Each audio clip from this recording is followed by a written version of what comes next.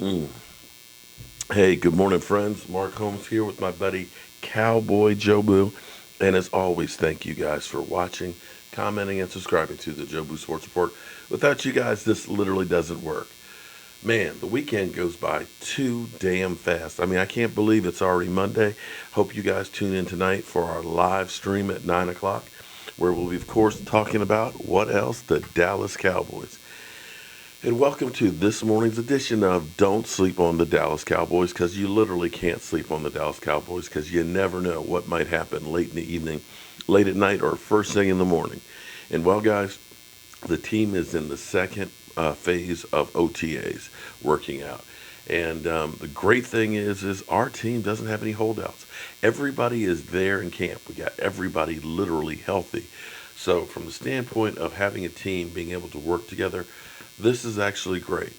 You remember back a few years ago when Tony Romo was our quarterback, we were dealing with him, dealing with back issues or separated shoulders, so he wasn't able to be part of the OTAs and the mini camps. Well, hopefully, my hope last year was that Des Bryant was healthy going into the OTAs, that him and Dak Prescott would have taken off from where they left at the end of the season. I thought for sure that that dynamic was going to be incredible because you looked at the last 5, 6 games in that playoff game against Green Bay. Dak and Dez seemed to have it together. Des Bryant was scoring almost at will, and it seemed like that was going to be it. Unfortunately, I'm not sure what happened, but the 2017 season, it looked like a dysfunctional family. Just could not seem to get it together. And I'm not saying it's Des Bryant's fault, and I'm not saying it's Dak's. It's a little bit of both. It's a little bit of the team not changing up. It's partly Zeke Elliott. For whatever reason, I feel the team decided to do something different. And in fact, I believe that you don't hear a lot of this, but I believe that Jason Garrett, this is put up or shut up. This is Little Bighorn. This is Custer's last stand. That if this season doesn't get there, that I think that it's finally done and over with. Di had sent me actually a clip from news where someone was actually beginning to, I can't remember which news program it was in Dallas, but they were for the first time kind of questioning and saying that Jason Garrett's on the hot seat.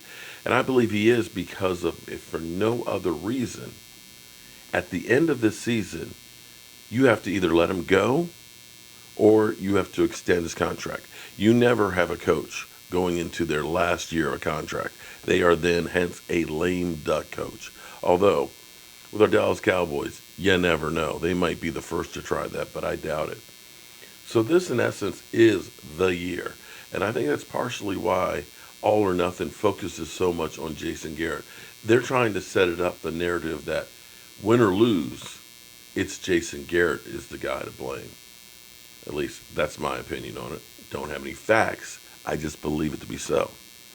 But the story that just won't die, and that is the Earl Thomas saga. Pete Carroll said yesterday they're in phase 2 of OTAs. He says he has no idea if and when Earl Thomas is coming in. Next week will be a big, big part of OTAs. It's phase 3. That's when they really start implementing the team's programs and really realizing what's what and who's who. And if he doesn't show up for that one, it's going to be interesting. Now, the general manager, because there's so many different stories and things that go with this. We all know Earl Thomas told the Cowboys, when Seattle kicks me to the curb, come get me. We know Earl Thomas says he wants to be the highest paid safety in the NFL and says he will not show up without a new contract. Seattle's general manager said he's talked to the guy's agent, and the agent says he doesn't expect a holdout. But he hasn't shown up for phase 1 or phase 2 of workouts. And you haven't heard anything from Earl Thomas recently. Anything. He does know that they were willing to drop their price to a second-round pick for the Cowboys, and the Cowboys could have pulled the trigger.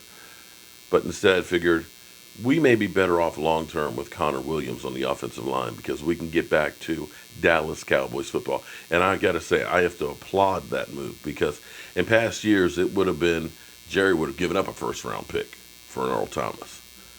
He would have gone out and said, I'm going to get that guy. But in the end, I think they're going to be able to get a much, much sweeter deal because Seattle does not want to make him the highest-paid safety in the NFL. They don't have the cap room, and they're rebuilding the defense. You don't pay a guy a 3-year contract to be the most in the NFL when you know you are rebuilding and starting over and not challenging for a Super Bowl. You've got other younger players you need to bring in. So look for that dynamic to get worse before it gets better. And it'll be interesting to see. Like I said, a lot of the power on this thing getting done is on Earl Thomas. He doesn't show up, then he's forcing Seattle's hands. And I don't see him coming in for a last year of his deal. So as always, friends, I got to go to my day job because they tell me, don't quit your day job. But I can't wait to see you guys here tonight at 9 o'clock Eastern. I'm Mark Host. It's the Cowboy Joe Boo. And thank you guys for watching.